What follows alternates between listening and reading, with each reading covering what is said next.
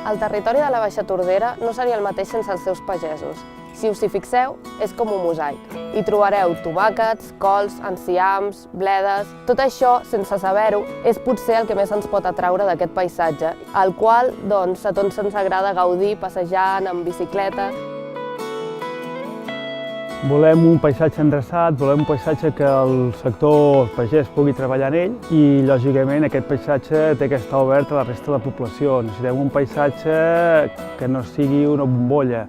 Per tant, l'haurem d'endreçar de tal manera que el pagès hi pugui fer la seva feina, pugui fer de pagès i la resta de la població hi pugui conviure amb aquest paisatge, hi pugui passejar, pugui caminar, pugui anar amb els seus gossos, amb les seves bicicletes i gaudir d'aquest paisatge. I no tenir la necessitat d'anar sempre ben lluny per gaudir dels espais.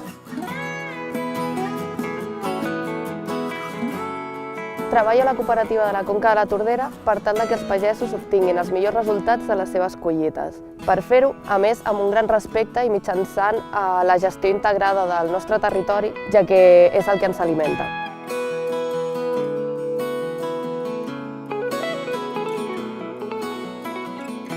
Tenim un sector agrari ric, amb moltes capacitats i molts mitjans per anar evolucionant i anar aprenent.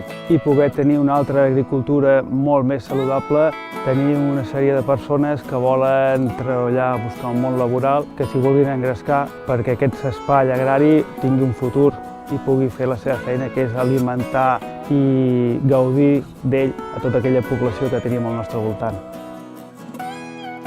Com a tots els sectors hem d'evolucionar i a més de fer de pagès ens ha tocat de fer de guardians del paisatge.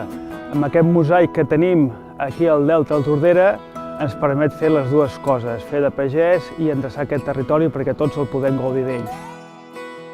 Això fa que sigui un paisatge singular i per mantenir-lo necessitem pagesos que el treballin. Soc en Miquel Riera, soc pagès, soc d'Horta Palamunt i sense pagesos no tenim futur.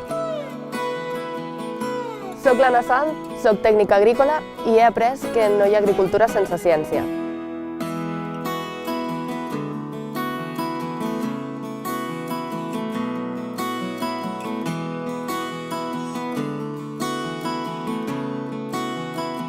Falta conèixer el nostre territori i saber que tenim un territori que té molt de valor, però aquest valor l'hem de saber aportant als compradors d'aquesta mel, als nostres futurs clients, donar-los el coneixement de la nostra zona. El projecte de voler tornar a treballar aquí dalt i plantar arbres aquí mig de bosc va sorgir arran de veure que havíem de triar entre si revitalitzar el terreny, donar-li vida un altre cop, que la terra tornés a estar en contacte amb algú, o si ja deixar-ho, oblidar-nos com d'aquesta idea. I familiarment ens va semblar interessant i que podria ser molt enriquidora per tots i per l'espai començar aquest projecte dels fruiters aquí dalt. Ser pagès? Doncs perquè és una passió i perquè m'he format sobre això i he vist que puc tenir una possibilitat dins aquest sector. La formació el que t'aportarà també és una mirada més general i també a nivell més teòric per encarar la sèrie de problemes que et trobaràs un cop ja estiguis tu en contacte amb la terra, perquè a vegades sembla que se't menja. Crec que la formació és molt important. La veritat és que jo crec que entre els joves sí que hi ha una certa comprensió i sí, jo crec que sí que entenen com el camí que hem pres familiarment i que he pres jo també i crec que està en un moment en què tot això també està en auge i que la gent està molt receptiva a tot això. És molt gratificant. Quan veus finalment en el mostrador d'una botiga que hi ha la teva mel, per exemple, i saps l'esforç que té aquella mel i quan et ve el client et diu que és molt bona, encara t'omple més.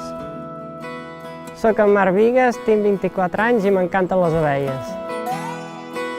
Soc la Maria Pignatelli, de Can Casellas i Can Montsant, d'aquí, la Baixa Tordera, i crec que el futur passa per retornar a la terra.